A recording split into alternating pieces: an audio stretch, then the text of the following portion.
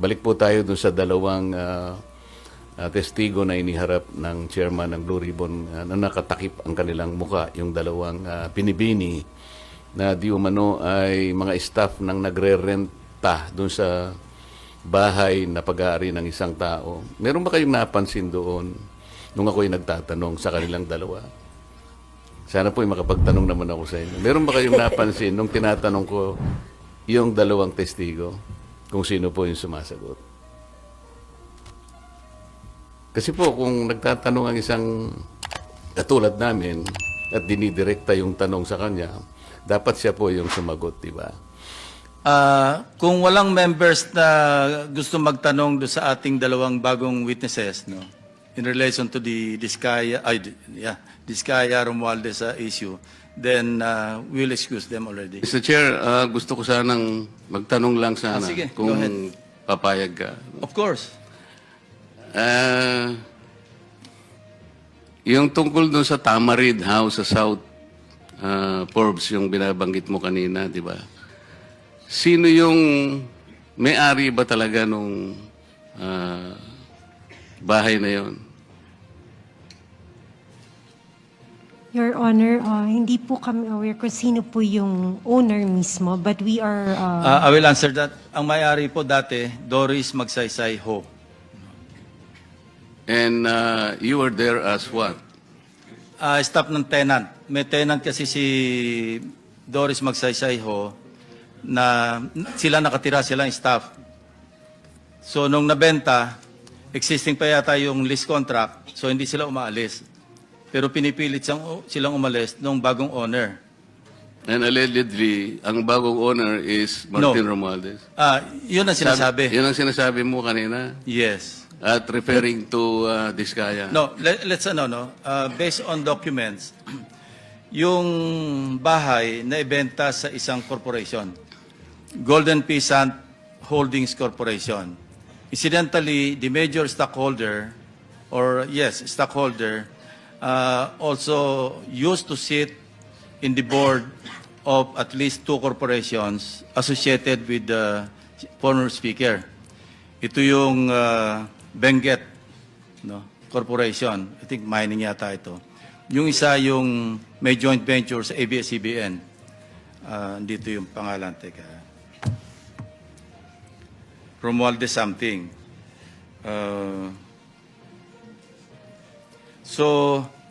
And another one, I think Mark Venture something, ano.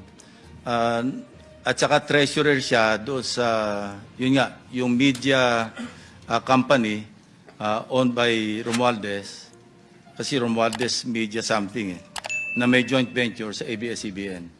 So yun ang association. So, no, we're not trying to implicate the former speaker, ano. Hindi tayo nagta-target dito. Dumating lang sa ating attention, but we cannot disregard because sabi ko nga, there were persistent reports na ang initial information nga sa pangalan ni Diskaya na or kay Diskaya na ibenta. So it appears now na hindi totoo kasi ang naging role lang allegedly ni Carla Diskaya, yun nga, dumating siya doon February or January at sinasabihan sila, umalis na kayo dyan. So yun lang ang pinagtataka natin. So hindi naman ito enough to implicate or to implead the former speaker. But this is something that the OJ or the ombudsman can follow through. No? We are only providing a lead for whatever it is worth. Yun lang ang purpose dito.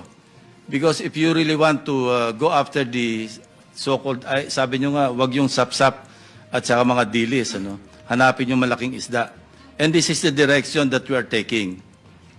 But I repeat, hindi to enough, itong information is not enough to implicate, not even implicate the former speaker. This is just, we may just consider this as a lead, kasi merong connection. But of course, dininay naman ni Carla Diskaya, so let's leave it at that. So with that, I would like to ask your permission to excuse the 2 ladies. Meron pa? Sige, okay. Thank you for the explanation, Mr. Chair. Dito sa code namin, Sino Ito si pala, Marie? Romualdez Media Servicio Production Corporation. Oo. Sino yung sino yung Joy? So ikaw si May. May, napanood mo ba si Saldico nung siya ay nagpadala ng mga video na kung saan sinabi niya na nag-deliver siya ng 1B doon sa bahay diyan sa Tamarin Road in Forbes. Nasa rito nasa social media to. Lahat napanood to Hindi Napanood mo? ko po siya direkta na panood, pero nung sinabi po, nabanggit po sa amin regarding 30 Tamarind, we got curious. Oo.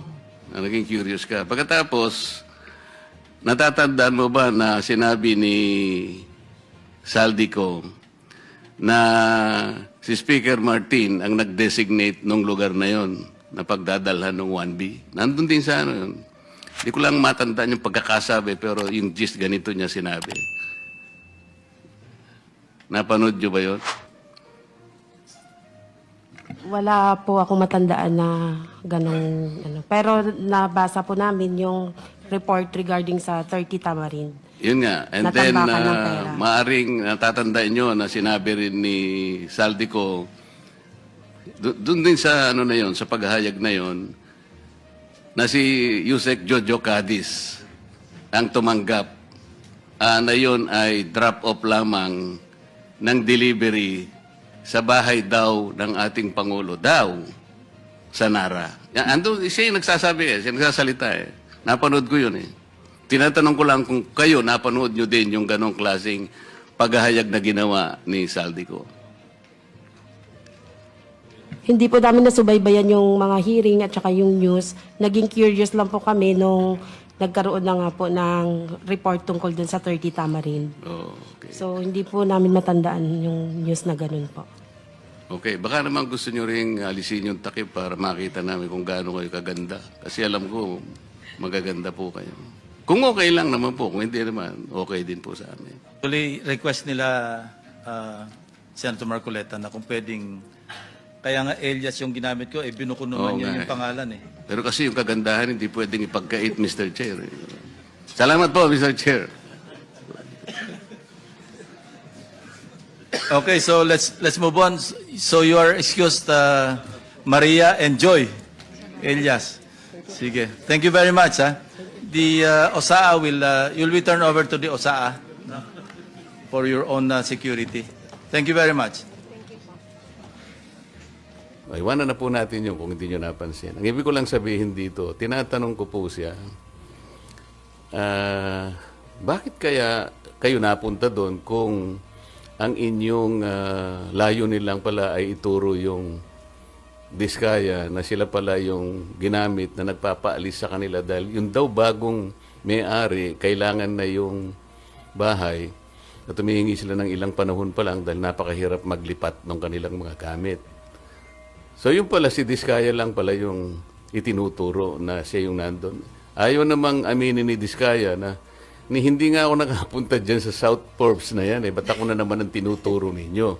Pwede ko po bang malaman, kayo po nagtuturo kayo, nakatakip ang mukha nyo. Ako po na tinuturo nyo, wala bang karapatan na makita ko man lang ang mukha nyo. Ayaw po, hindi rin pinaalis yung mga maskara.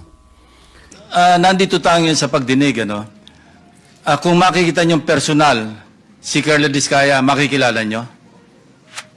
Yes, Your Honor. Pakituro niyo nga kung naandito siya sa loob ng session hall. Lapitan niyo na lang kung sino dyan among the resource persons. Hindi, lapitan mo na lang at hawakan mo na lang sa balikat, hindi magagalit yan. Your Honor, Excuse me, pwede po bang... you'll be recognized later. Okay. No? Tuloy lang natin itong proceeding muna. Sige, miss. Pareho kayo na ina-identify nyo na siya mismo yung kaharap ninyo na sinasabing ang may-ari ng bahay, si Speaker Romualdez, at kailangang umalis na kayo? Kindly answer, use the microphone. Tama po, Your Honor. Tama po, sir. So maski ngayon, sa susunod na panahon, sa ibang pagkakataon, ganyan pa rin ang inyong magiging statement. correct, Your Honor. O ngayon, Carly, it's your turn. Your Honor, okay lang po ba tanggalin nila yung face mask nila? Kasi sa totoo lang po, talagang hindi ko sila naaalala kahit sa panaginip ko na naginip It's ako not ng for you to bangungot. identify them, it's for them to identify you. No? Your Honor, wala po kasi akong maalalang transaction at saka That's your nakapas. option to deny. What we're establishing here is the fact that there are two witnesses present here under oath na sinasabing nagpunta ka doon at nine-name drop mo, totoo man o hindi, si Speaker Romualdez na siya nagmamay-ari, bagong may-ari noong number 30 Tamarind Street sa South Forbes. Yun lang naman eh. It's not for you to be able to, hindi naman ikaw ang witness against them eh. I don't know if I'm correct, Secretary Bida, kindly help me out, or Dong, PG Dong. Tama ba yon? Wala siyang karapatan na i-identify yung nagturo sa kanya? Opo. Ang right to confrontation ho kasi, kung yun ho ang iniisip ni Mr. Diskaya, will come at the appropriate time. But for purposes of identification, ang kakailanganin lang po ay yung taong mag-identify dun sa taong kikilalanin. Thank you, PG Dong. Sige, say your piece. Your Honor, gusto ko po sana ma-identify po muna yung dalawang nagtuturo sa akin kasi kahit minsan po, hindi pa po ako nakakapasok sa South Forbes Park. Hindi ko pa nga alam kung ano mga uri ng mga bahay meron doon. So, malabong-malabo po talaga at wala po akong inuutusan na kahit sinong broker kasi takot po akong bumili sa mga lugar na yun. Ang kaya ko lang bilhin po ng mga lupa sa lugar lang po ng mga Pasig na hindi ganun kamahal ang presyo ng lupa. Hindi ko naman sasabing bumili ka eh. Hindi naman yan sinasabi, ikaw ang bumili. Anyway, that's it, ano? Ang sabi, Mr. Chairman, contractor daw. Ikaw daw ang contractor. Yan ang sabi. Hindi sinabi ikaw ang bibili.